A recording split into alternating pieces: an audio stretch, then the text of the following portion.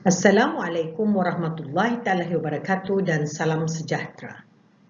Pada hari ini, saya akan menyampaikan hasil kajian kami yang bertajuk Cabaran Pembelajaran Online dalam kalangan pelajar B40 di Sabah.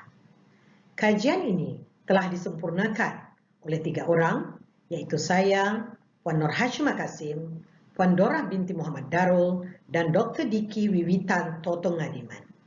Kami merupakan pengkaji dari Politeknik Kota Kinabalu, Sabah. Sebagai mukadimah untuk kajian kami, pandemik COVID-19 telah menyebabkan sebahagian mahasiswa belajar menyesuaikan diri dengan sistem pembelajaran dalam talian ataupun pembelajaran online. Dalam era digital, pembelajaran dalam talian ini dianggap lebih mudah dan fleksibel tanpa perlu hadir ke kampus dan pelajar boleh belajar dari rumah di samping keluarga dan mengurangkan perbelanjaan semasa di kampus. Namun demikian, terdapat juga keluhan kerana pembelajaran dalam talian ini mengurangkan hubungan sesama manusia.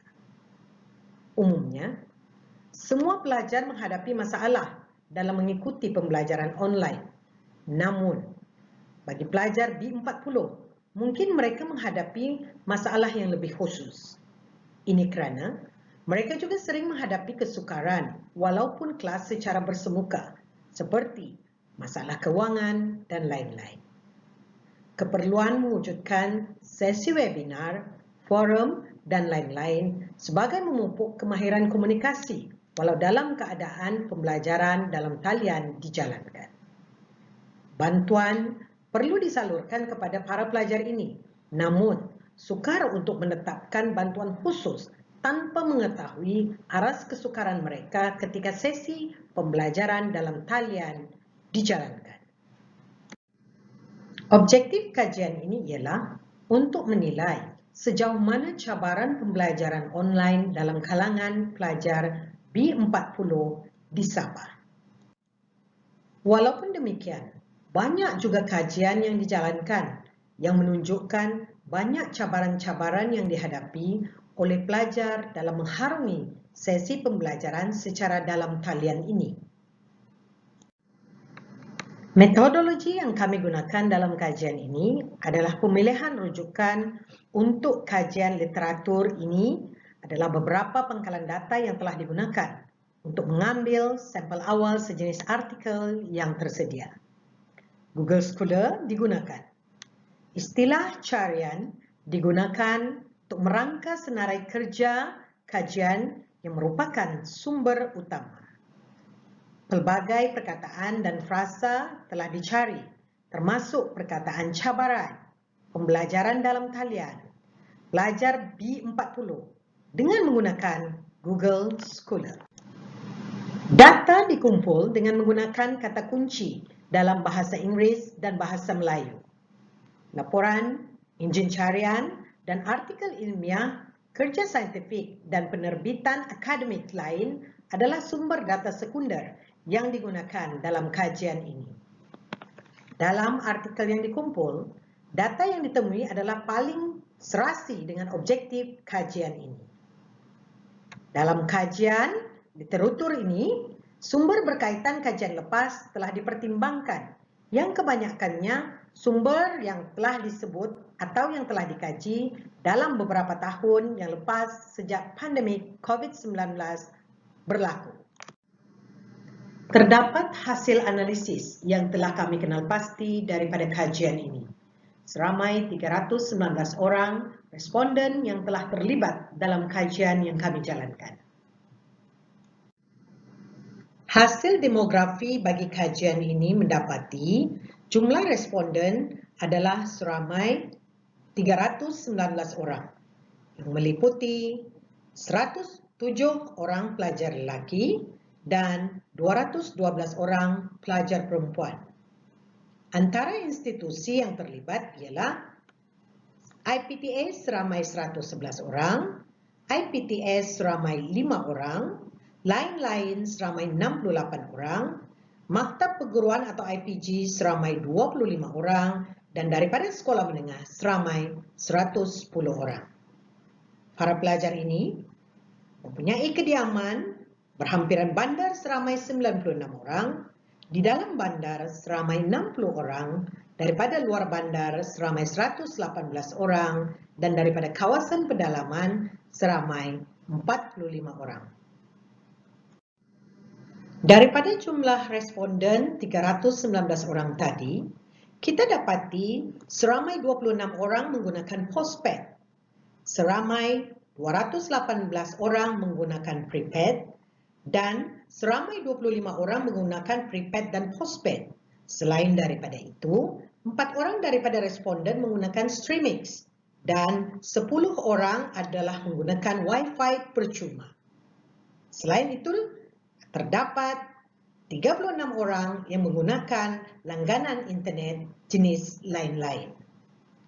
Daripada jumlah responden yang disebutkan tadi, didapati sumber keuangan yang didapati oleh para pelajar ialah seramai 22 orang menggunakan beasiswa, seramai 73 orang menggunakan beasiswa dan ibu bapa, seramai 181 orang yang mempunyai sumber keuangan daripada ibu bapa sahaja, 19 orang daripada sumber lain-lain, dan 24 orang adalah menggunakan sumber keuangan sendiri.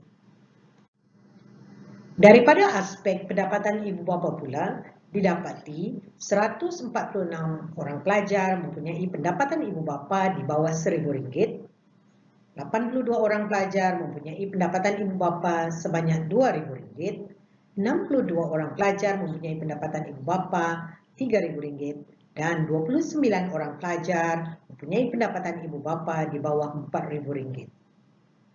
Dari aspek Himpunan Purata Nilai Mata atau HPNM, didapati para responden yang mempunyai HPNM daripada 1,01 hingga 2,0 seramai 53 orang, HPNM di bawah 2,01 hingga 3,0 seramai 55 orang, HPNM 3,01 hingga 4,0 seramai 155 orang, dan 56 orang adalah datang daripada pelajar yang mempunyai HPNM di bawah 1,0 sehingga ke bawah.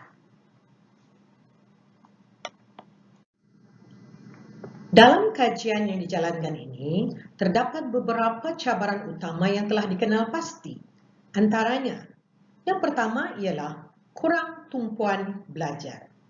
Ini kerana pelajar tidak dapat memberikan fokus yang baik semasa proses pengajaran dan pembelajaran dijalankan secara dalam talian. Banyak juga gangguan-gangguan lain yang berlaku di rumah, terutamanya semasa mengikuti proses pengajaran dan pembelajaran. Bunyi dan suasana persekitaran yang kadangkala tidak kondusif juga akan mengganggu tumpuan pembelajaran para pelajar.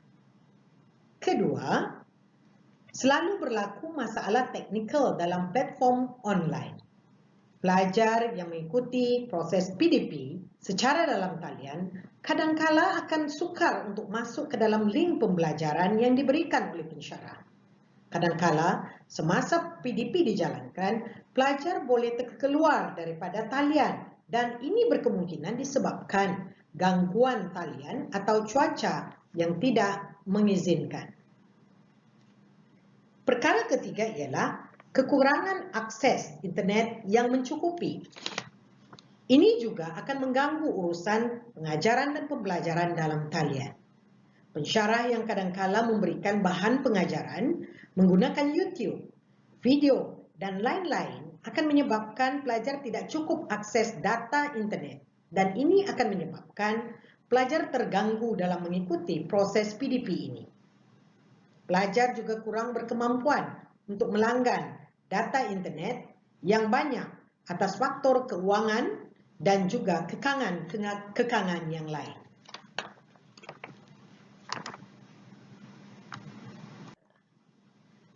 Cabaran yang seterusnya ialah kekurangan interaksi atau komunikasi di kalangan pelajar. Ini kerana pelajar dalam golongan B40 kebanyakannya tinggal di kawasan pedalaman. tidak ramai kawan-kawan yang melanjutkan pengajian dalam satu institusi yang sama di kawasan tersebut. Ini menyukarkan mereka untuk berkongsi idea, untuk berkongsi pengalaman kerana perbincangan mereka adalah agak terhad. Dan perkara kelima, cabarannya ialah lemah berkomunikasi untuk pembelajaran dalam talian. Ini kerana pelajar agak kurang bercakap dan lebih kepada mendengar pengajaran yang diberikan oleh guru atau pensyarah sahaja semasa proses PDP dalam talian dijalankan. Kesimpulan daripada hasil kajian ini ialah pihak institusi pendidikan perlu menyediakan sokongan berbentuk kemudahan seperti laptop dan internet kepada para pelajar golongan B40 ini. Keuangan yang menjadi penghalang ini akan menyebabkan pelajar sukar mendapatkan kemudahan itu dengan lebih sempurna. Selain daripada itu, institusi juga perlu melengkapkan pelajar dengan pengetahuan dan kemahiran yang relevan serta motivasi yang tinggi bagi memastikan mereka masih boleh mengikuti kelas secara online ini dengan lebih bertumpu dan berfokus. Pihak pensyarah dan institusi perlu mencari strategi untuk memudahkan pengalaman pembelajaran dalam talian yang lebih interaktif dan menarik. Pensyarah perlu mengadakan sesi PDP secara dua hala agar para pelajar berasa lebih seronok mengikuti kelas secara online ini. Selain daripada itu juga, pensyarah terutamanya perlu menyediakan platform yang lebih mudah untuk difahami dan diakses oleh semua pelajar. Contohnya, menggunakan rakaman video semasa proses PDP sedang dijalankan dan memasukkan rakaman video tersebut dalam folder MS Teams contohnya. Ini boleh dilihat semula oleh pelajar sekiranya pelajar terkeluar daripada talian semasa proses PDP berjalan ataupun berlaku ketidakfahaman daripada para pelajar semasa proses PDP dilalui. Dengan itu, sekian sahaja pembentangan bagi hasil kajian kami pada hari ini. Sekian, wabillahi taufiq wal hidayah. Wassalamualaikum warahmatullahi taala wabarakatuh. Terima kasih.